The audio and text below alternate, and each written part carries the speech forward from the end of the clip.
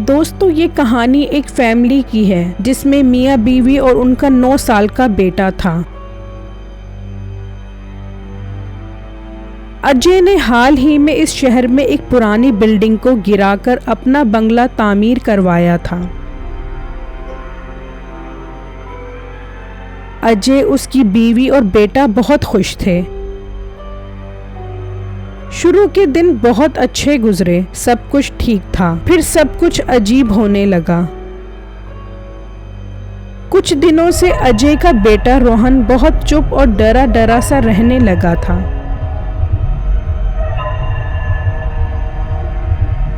ماں باپ نے بہت کوشش کی کہ وجہ پوچھیں، لیکن اس کو تو جیسے چپ ہی لگ گئی تھی۔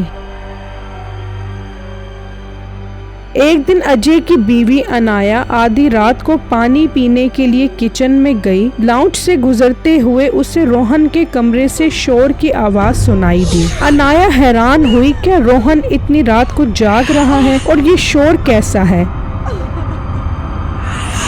وہ اپنے آپ سے یہ کہتے ہوئے روہن کے کمرے میں داخل ہوئی۔ جب انایا نے کمرے میں جا کر دیکھا تو روہن زمین پر بیٹھا کسی چیز سے کھیل رہا تھا۔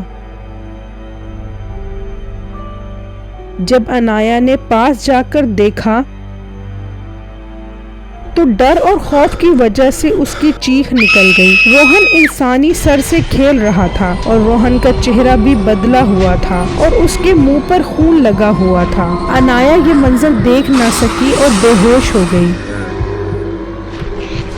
اگلے دن جب انایا کی آنکھ کھلی تو وہ اپنے کمرے میں بیڈ پر تھی۔ روہن کو دیکھ کر اس کو رات کا سارا واقعہ یاد آ گیا۔ اس نے اجے کو ساری بات بتائی کہ رات اس نے کیا دیکھا اور وہ وہیں بے ہوش ہو گئی۔ اجے نے اس کو کہا کہ تم نے یقیناً کوئی ڈراؤنا خواب دیکھا ہوگا، تم تو رات سے ہی اپنے بستر پر سو رہی ہو۔ اب اکثر گھر میں کوئی سایہ نظر آتا، کبھی گھر کی چیزیں غائب ہو جاتی اور کبھی روہن رات کو اپنے کمرے میں سوتا، لیکن اگلی صبح وہ لان میں بے ہوش ملتا۔ روہن اب ہر وقت ڈرا ڈرا اور سہما سا رہتا تھا۔ ایک دن اجے نے روہن سے اس کے ڈر اور خوف کی وجہ پوچھی۔ اجے کے بہت زیادہ اصرار پر اس نے بتایا کہ ایک بہت لمبا آدمی ہے جو مجھ کو تنگ کرتا ہے۔ آدھی رات کو وہ ڈراؤنی شکل کا آدمی میرے کمرے میں آ جاتا ہے اور مجھے ڈراتا ہے۔ اکثر وہ مجھے اٹھا کر ہوا میں اچھالتا ہے اور کبھی مجھے مارتا ہے، اور جیسے ہی کوئی آتا ہے وہ فوراً غائب ہو جاتا ہے۔ میرا بیٹا بہت خوف زدہ تھا، اس کی وجہ سے ہم بھی بہت پریشان تھے کہ اس مسئلے کو کیسے حل کریں۔ اگلے دن میں آفس سے گھر واپس آیا تو دیکھا میرے بیٹے کے چہرے پر انگلیوں کے نشان تھے۔ میرے بہت پوچھنے پر اس نے بتایا کہ رات کو وہ خوفناک شکل والا آدمی آیا تھا اور اس نے مجھے مارا تھا کہ تم نے اپنے گھر والوں کو کیوں بتایا۔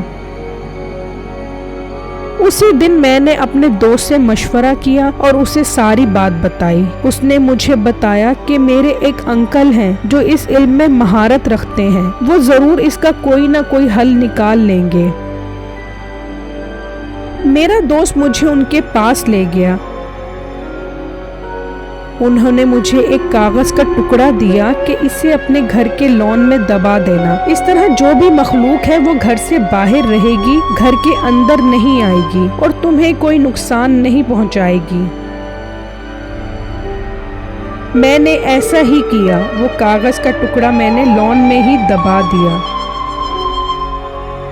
اب کچھ دنوں سے میرا بیٹا بالکل ٹھیک ہو گیا تھا اور خوش رہنے لگا تھا، لیکن ہمیں کیا پتا تھا یہ خوشی عارضی ہے۔ ایک دن میں اپنے بیٹے کو لے کر پارک میں گیا۔ واپس آیا تو میرے بیٹے کی طبیعت عجیب خراب سی ہو گئی۔ اس کی بیماری کسی ڈاکٹر کی سمجھ میں نہیں آ رہی تھی۔ वो बिल्कुल खामोश होकर हर वक्त छत को घूरता रहता था। कई दिन से उसकी यही हालत थी। मैंने अपने दोस्त को कहा कि तुम अपने अंकल को लेकर आओ। अंकल को देखते ही मेरी बेटी की हालत और खराब हो गई और वो जोर जोर से चीखने लगा। उन्होंने कुछ पढ़कर रोहन को थूका तो वो बेहोश हो गया।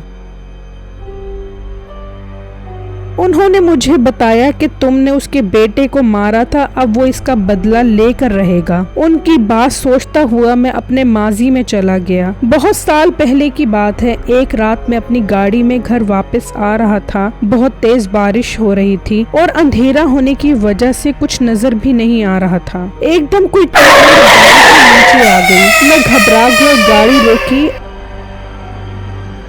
और जाकर देखा तो एक काला सा कुत्ता मेरी गाड़ी के नीचे आकर शदीद जख्मी हो गया था और तकलीफ की वजह से अजीब अजीब आवाजें निकाल रहा था। उसकी आंखें लाल थी जैसे खून निकल रहा हो और फिर वो तकलीफ की शिद्दत से मर गया। और फिर उसके साथ ही किसी ने मेरे कंधे पर हाथ रखा। मैंने पीछे मुड़कर देखा तो एक इंतहाई लंबा आदमी खड़ा था और उसने गुस्से में आकर बहुत जोर से मुझे थप्पड़ मारा तो मैं बहुत दूर जाकर गिरा और बेहोश हो गया। बाद में मेरी आंख खुली तो मैं हॉस्पिटल में था और मेरे चेहरे पर उसी मखलूक की उंगलियों के निशान थे। मैं बहुत घबराया हुआ था। वक्त गुजरता गया और मैं इस वाक़ये को भूल गया। अब वही मखलूक मेरे बेटे को तंग कर रही थी। उन्हीं अंकल ने मुझे बताया कि जो कुत्ता तुम्हारी गाड़ी के नीचे आकर मरा था वो उसी मखलूक का बेटा था। तुमने उसके बेटे की जान ली है, अब वो तुम्हारे बेटे की जान लेगा। इतने में मेरा बेटा हवा में उठा और जाकर जोर से दीवार से टकराया और फिर अचानक गायब हो गया। और फिर वो मखलूक भी हमेशा के लिए गायब हो गई और मैं पागलों की तरह हर जगह अपने बेटे को ढूंढता हूँ।